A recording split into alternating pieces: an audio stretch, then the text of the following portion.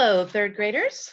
We've come to the next chapter, chapter 4 in The Mouse and the Motorcycle. And this one is called Keith. And just so you know what Keith looks like, there's Keith right there. Okay. Ralph did not know how much time had passed before he awakened by the lamp and the bedside table shining down on him. He squeezed himself into the tiniest possible ball, wrapped his tail around his body, and tried to make himself as thin as the apple core.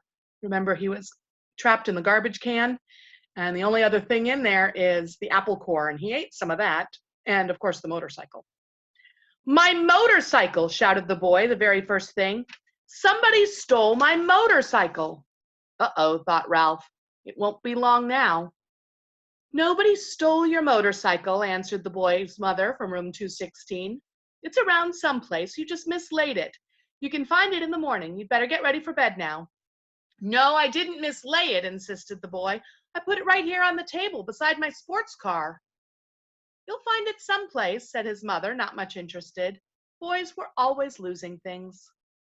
While Ralph cowered behind the apple core, Keith opened the drawer of the bedside table and slammed it shut. He jerked back the bedspread, yanked the pillows off the bed, and threw them back. Then he got down on his hands and knees and looked under the bed and the table. Ralph wrapped his tail more tightly around his body. "Here it comes," he thought. The boy's face appeared at the opening at the top of the wastebasket. Ralph's heart raced like a motor.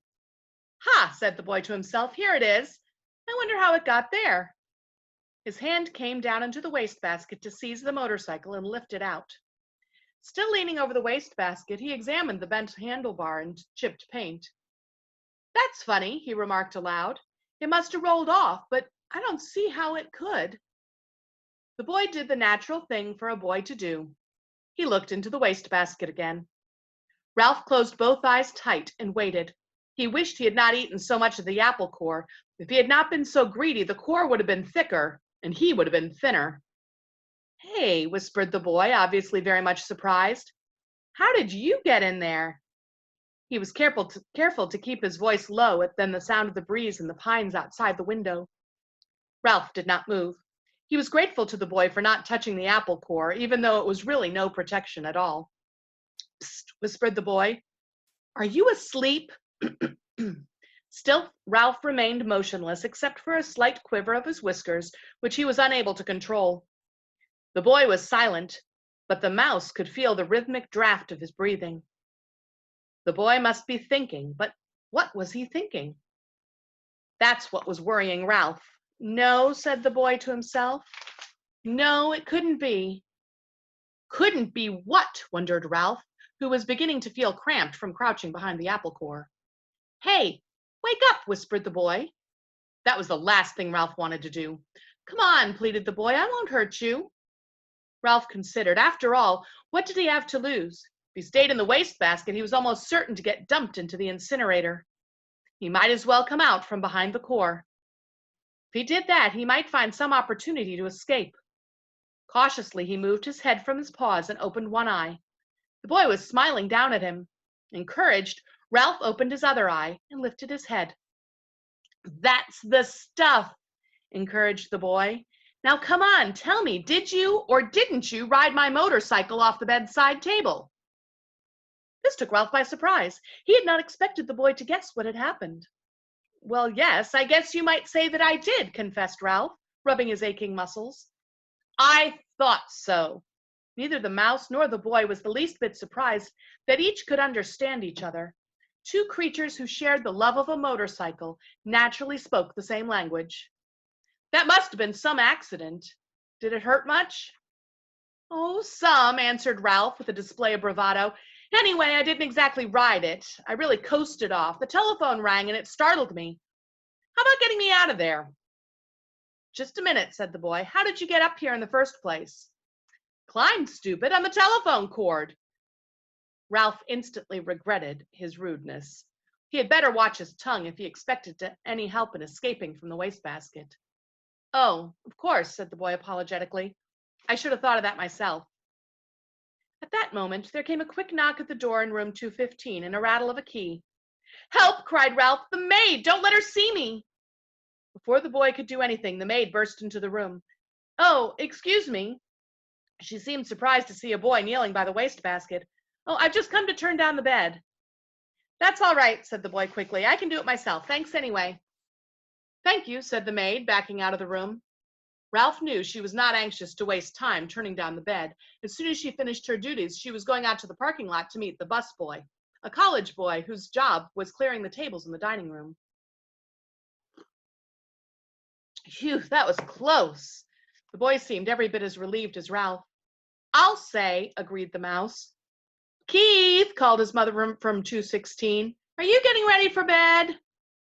"Sort of," answered Keith. "You better come into our bathroom and take a bath," said his mother. "Gee, Mom, do I gotta?" asked Keith. "Yes, you do," said his father. "And don't forget to brush your teeth," said his mother. "I won't," promised Keith. Then he whispered to Ralph, "You just lie low. I'll hurry and take a bath and get into bed and turn out the light. And after Mom comes and kisses me goodnight, we can talk some more." Lie low, indeed. Ralph was indignant. He couldn't lie much lower if he wanted to, and he certainly did not want to sit around waiting to talk. He wanted to get out of that wastebasket. Once he was out, he would see about talking, but not before. Ralph could hear the boy splashing in 216's bathtub, then hastily brushing his teeth in 215's wash basin. After this, there was a sound of a suitcase being opened and clothes dropped on the floor. The boy hopped into bed, and to Ralph's relief, the light was turned out. In a moment, Mrs. Gridley came to kiss her son good night. "Night, Mom," said the boy, sounding as if he were already drowsy. "Good night, Keith," said his mother. "It looks as if we're going to have to stay here for a few days. Your father refuses to budge." "That's okay," muttered Keith, giving an impression that he was almost asleep. "Good boy," said his mother. "You're a sport." "Good night, son," said the father's boy from the doorway between the two rooms. Keith did not answer. Instead, he breathed slowly and deeply, and in Ralph's thought, a bit too noisily. There was no sense in overdoing things. As soon as all was quiet in the next room, the boy swung his legs out of bed, fumbled around in his suitcase, and shone a flashlight into the wastebasket. Almost blinded by the unexpected light, Ralph held out his paws over his eyes. "Hey, cut that out!" He could not remember to be polite. "Oh, sorry." The boy laid the flashlight on the bed, where its beam shone across the wastebasket, rather than into it. "That's better," said Ralph. "Now how about getting me out of here?" As an afterthought, he added, "Please?" The boy ignored the mouse's request. "How would you like to ride my motorcycle?" he said. Ralph's heart skipped a beat. Like a motorcycle. Let's start that sentence over again. Ralph's heart skipped a beat like a motor missing one cylinder. A mouse-sized motorcycle really would run after all. There was one thing for certain. Since the motorcycle really would run, the boy could not expect him to ride around the bottom of the wastebasket. My cat is playing with a hair tie, so that's the sound that you hear in the background. Sure, Ralph tried to sound calm. The important thing was to get out of this prison. He braced himself, dreading the touch of the boy's hand on his fur. To Ralph's surprise, the boy did not reach in to grab him. Instead, he slowly and gently tipped the wastebasket on its side, permitting Ralph to walk to freedom with pride and dignity. "Thanks," said Ralph, genuinely grateful for the consideration. "I believe you're okay." "Oh, sure I'm okay," said the boy, setting his motorcycle down beside Ralph. "Did you think I wasn't?" "You never can tell." Ralph put his paw on the handlebar of the motorcycle. "It's a real beauty, even with the bent handlebar. I'm sure sorry about that." "Forget it," said the boy reassuringly. "It won't hurt much. The motorcycle will still run." Ralph threw his leg over the motorcycle and settled himself comfortably on the seat. "Perfect! Just perfect!" The boy was obviously delighted that the motorcycle was just right for a mouse. Ralph could not have agreed more heartily. It was perfect, except for one thing. He did not know how to start it. "Well, go on," said the boy. "Ride it." Ralph was ashamed to confess his ignorance. "I don't know how to start it," he admitted. "It's the first motorcycle I've ever had a chance to ride." "Well, you have to make a noise," the boy explained matter-of-factly. "These cars don't go unless you make a noise." The answer was so obvious, Ralph was disgusted with himself for not knowing without asking. He grasped the handle grips, and fearful lest the noise be too squeaky, he managed a Sure enough, the motorcycle moved. It really and truly moved across the threadbare carpet. Ralph was so excited he promptly forgot to make the noise, and the motorcycle stopped. Ralph started it again. This time he remembered to keep on making the noise. He sped off onto a square of moonlight on the carpet and found a good threadbare spot without any bumps. "Look out for your tail," said the boy. "Don't let it get caught in the spokes." "Thanks for reminding me." Ralph caused the motorcycle to stop. He started it again and steered with one paw while he reached back with the other, caught up his tail, and held the tip safely against the handlebar. It was a glorious sensation, speeding around on the carpet freely and noisily, and most of all, fast. Ralph discovered that if he made the noise fast, the motorcycle sped up. If he slowed down the sound, the motorcycle slowed down. He promptly speeded up and raced around in a rectangle of moonlight, where he made another discovery. When he ran out of breath, the momentum of the motorcycle carried him on until he could take another breath. "Gee, you're lucky," whispered the boy. In order to answer, Ralph had to stop. "I am?" It never occurred to him that a mouse could be luckier than a boy. "You sure are," the boy spoke with feeling. "My mother would never let me ride a motorcycle. She says I'd break my leg or something silly like that." "Well, if you want to come right down to it," said Ralph, "I don't suppose my mother would be exactly crazy about this idea." He began to have an uneasy feeling that he really should be getting back to the mouse hole. There's a picture of him speeding across the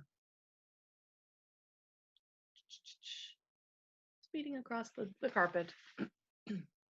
"Anyway," said the boy gloomily, "it will be years and years before I'm old enough to ride a motorcycle. And then when I'm old enough, my mother won't let me." Ralph really felt sorry for the boy, hampered as he was by his youth and his mother. Go on, ride it some more," said the boy. "I like to watch."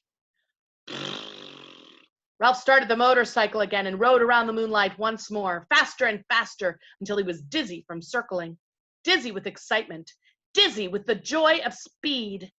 Never mind the danger, never mind what his mother thought. This was living. This was what he wanted to do, on and on and on. "Lucky," whispered the boy with envy in his voice. Ralph did not answer. He did not want to stop.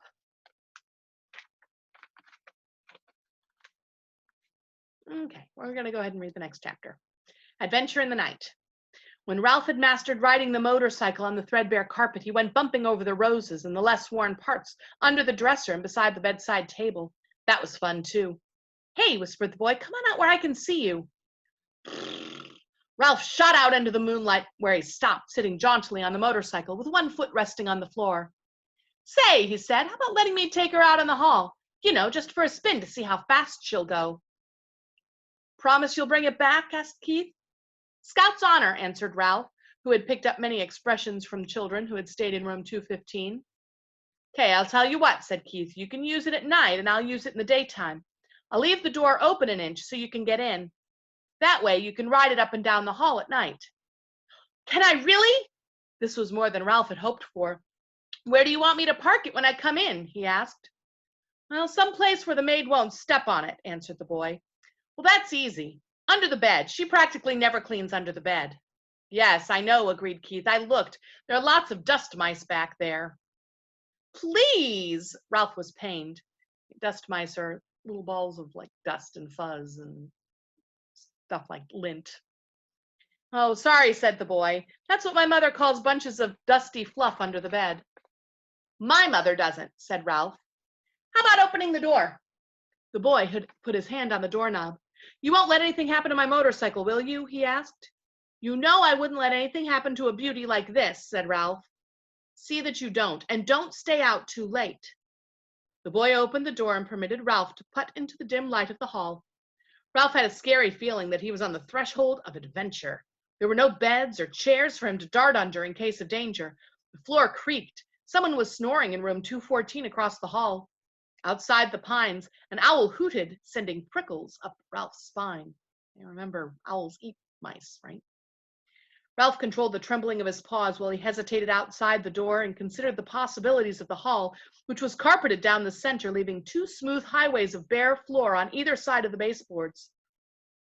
It did not take Ralph long to decide what to do. He picked up his tail, took a deep breath, bent low over the handlebars, flattened his ears, and sped down the straightaway as fast as the motorcycle would go. He could feel his whiskers swept back by the force of his speed.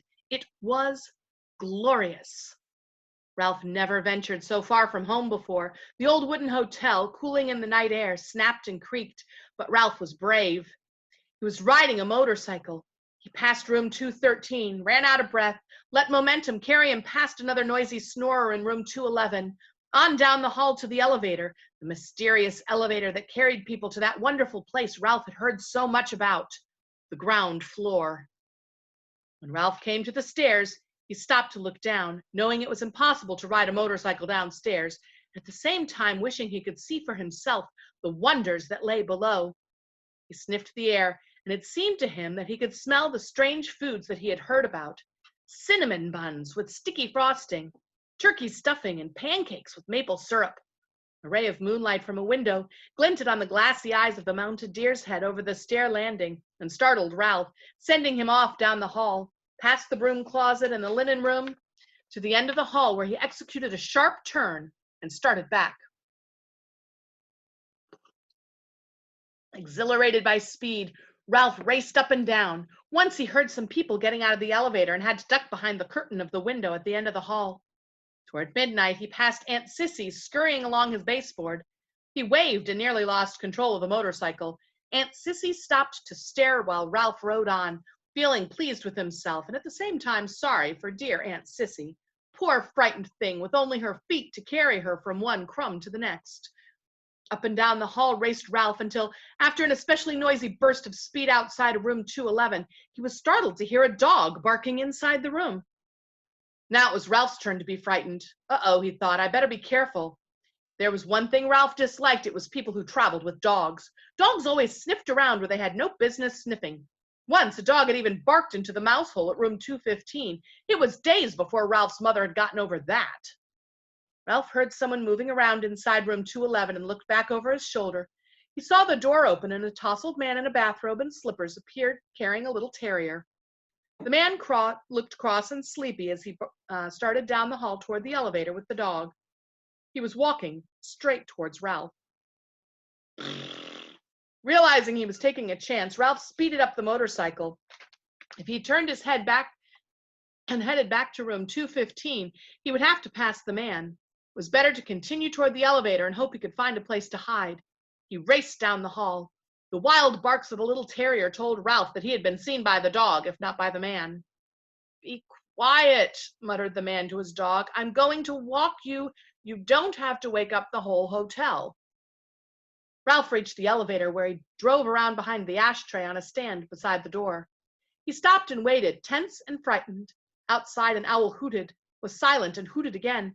A sudden breeze rattled the windows and banged a door. Ralph's teeth began to chatter. The dog whimpered, but the man walked straight past Ralph, pushed a button, and in a moment stepped into the elevator. Whew, thought Ralph before the elevator door had closed on the sleeping man and his noisy dog. Maybe he had better lie low for a while. In a few minutes, the elevator returned to the second floor. The man stepped out, or the little dog looked over his shoulder and spied Ralph, parked beside the ashtray. Because the dog was a captive and he was free, Ralph could not resist sticking out his tongue and waggling his paws in his ears, a gesture he had learned from the children in room 215, and one he knew was sure to arouse anger. Let me at him, barked the little terrier. Cut it out, grumbled the man, fumbling for the doorknob in room 211, while Ralph, a daredevil now, rode in a giddy circle around the ashtray stand. He was feeling the cockiness he had never known before. Who said that mice were timid? Ha! I think Reepicheep would probably agree with that. When the morning song of birds in the pines grew louder and the snores of the guests and dawn slipped through the window at the end of the hall, Ralph knew it was time to return to room 215. There he was shocked to discover the door shut. Only then did he recall the draft in the night and the slam of the door. He got off the motorcycle and pounded on the door with his fist. But what sleeping boy could hear a mouse beating on a door? Ralph knew from experience he could flatten himself and crawl under the door of room 215, but there was no way he could get the motorcycle through the crack, not even by laying it on its side and pushing. The handlebars were too wide. Ralph dismounted from the motorcycle, sat down, and leaned back against the baseboard, prepared to guard the motorcycle until Keith awoke and discovered the door blown shut. He was tired after a night of such great excitement and full of dreams. Now that he had seen the hall, he could no longer be satisfied with room 215. It was not enough. He longed to see the rest of the world, the dining room and the kitchen and the storeroom and the garbage cans out back. He wanted to see the game room, where he had been told grown-up people played games with cards and balls and paddles, like ping pong. He wanted to go outdoors and brave the owls to hunt for seeds. Ralph, a growing mouse who needed his rest, dozed off against the baseboard beside the motorcycle. After the experience of this night, he would never be the same mouse again. The next thing Ralph knew, Matt, the bellboy, was standing over him. "Aren't you out pretty late?" Matt asked, causing Ralph to jump to his feet, even though he was not entirely awake. "You should have been in bed long ago, but I suppose you were out till all hours speeding around on that motorcycle." Ralph had seen Matt many times, but this was the first time the old man had spoken to him. He was astonished to discover that they spoke the same language. Even so, Ralph stood in front of the motorcycle. Anyone who tried to take it away from him would have to fight Ralph first. "It's a nice little machine you've got there," remarked Matt. "Kinda wish I was young enough to ride one myself. Must be fun speeding along, making all that noise." Ralph realized that Matt was a friend. "Say," he began, "how about helping a fellow out?" "Sure," agreed Matt. "What can I do for you?" "Open the door a crack, just enough so I can ride through. I promised the boy I would park his motorcycle under the bed." "Good place," said Matt. "The maid never cleans there if she can help it." Very quietly, he turned the knob and opened the door just enough to let Ralph inside. Ralph bumped over the edge of the carpet, swung around the wastebasket into the bedside table, and was about to drive under the bed when, "Eek!" screamed the boy's mother, who was standing in the doorway between room 215 and 216 in her bathrobe and her hair up in rollers. "A mouse!" Ralph put on a burst of speed and shot under the bed. "Where?" asked the boy's father, coming in under room 215. "It's under the bed." "I'll look, Mom," said the boy, jumping out of the bed. Keith's face appeared under the lifted edge of the bedspread, where Ralph sat trembling on the motorcycle. The boy held out his hand and beckoned. Ralph understood. He dismounted and ran up the boy's arm inside the sleeve in his pajamas until he came to the crook in his elbow. There he waited, shivering to see what would happen next. Down at the end of the sleeve, he could see the boy's fingers close around the motorcycle. Then he felt himself being lifted as the boy rose from his hands and knees. "It's just my motorcycle," Keith said. "Yes, that's it," agreed his mother. "The door opened and the mouse rode in." The boy's father began to laugh. "You're still dreaming." "But I'm positive," insisted the boy's mother. "That you saw a mouse on a little red motorcycle," finished the boy's father, laughing even harder. "You make it sound so ridiculous," objected the mother. "Well," the father snorted with laughter. "Well, perhaps I was dreaming," admitted the mother reluctantly. "But I know I saw a mouse. I'm positive, and I'm going to report it to the management. I knew the minute we moved into this spooky old place that it had mice." "Now I've done it," thought Ralph, inside the pajama sleeve. I hope you're enjoying this book. It's kind of a fun one, The Mouse on the Motorcycle. I love you guys. I miss you guys. Take care.